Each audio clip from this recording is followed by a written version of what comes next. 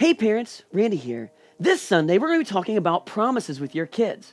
Now, have you ever read the back of a package or a bag and it claims to do a certain thing? It claims to make a promise, and then you try it out and it kind of lets you down. I had a bare patch in my front yard, and I went to the store and I looked through all the different bags of grass seed and things to fix bare spots in your yard.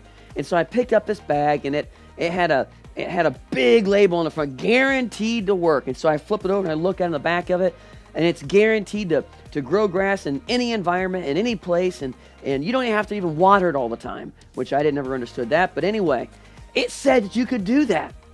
And so I sold it, or I bought into it, and they sold me, and I bought it, and I took it home. And I believed in that promise.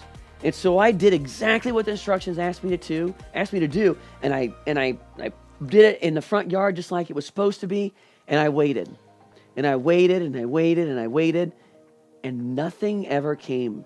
Nothing ever grew. I was frustrated. I was actually let down. There was an expectation that I had there that never happened. So I raked all that stuff away, got rid of it, went to look it up on YouTube, of all things, and just bought regular old grass seed and regular old hay and straw and threw it down there and watered it day after day after day. And it seemed like all hope was gone.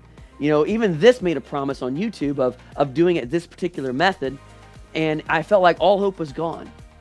And I went out one day in the morning, getting ready to start the watering, and I saw a little green shoot. And one little green shoot gave me hope.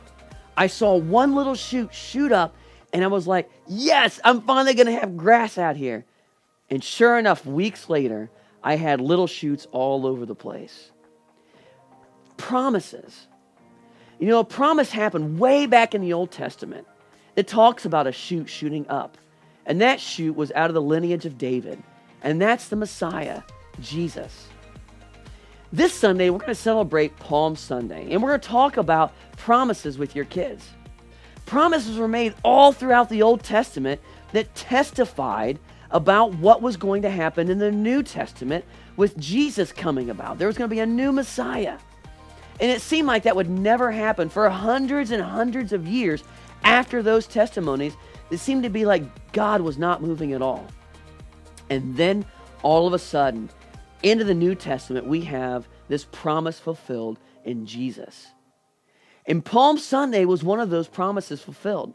In fact, in the book of Zechariah, chapter 9, verse 9, Zechariah prophesied exactly how Jesus was going to enter into the city, and how the palm branches were going to be used, and how he was to enter in on the back of a colt or back of a donkey. We can believe those promises, even in the darkest times. With my grass, I had no hope until I saw that one little shoot of growth. And all it took was just a little bit of growth, and I had hope.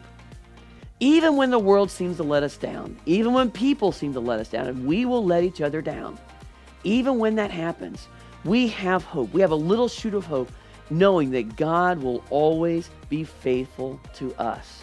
God always keeps his promises. When God makes a promise, he keeps it. And so I ask you, take a look at what God has promised you. Open up his word and see all the promises that are in there. He promised he'd never leave you nor forsake you. He promised he would always be there with you. He promised that his loving kindnesses would be new every single morning, just for you and your family. Claim those promises for yours. While the world's promises and claims may let us down, God's never will.